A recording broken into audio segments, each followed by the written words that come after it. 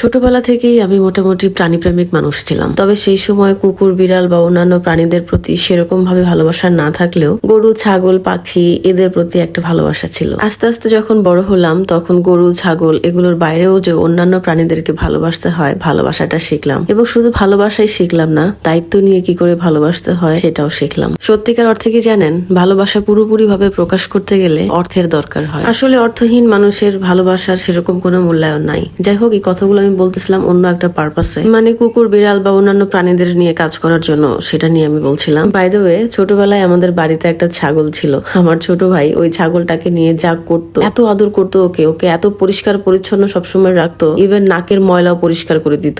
শুধু তাই না, প্রতিদিন সন্ধ্যাবেলা ওকে নিয়ে হালকা হালকা করে হাঁটাইতো, ব্যায়াম করাইতো। একসময় গিয়ে সেই ছাগলটা এত সুন্দর হয়েছিল, তো আজকে আমার এই কথাটা মনে পড়লো। আপনাদের কোনো যদি ছোটবেলার স্মৃতি থাকে শেয়ার করতে পারেন। শেষ করছি, বাই।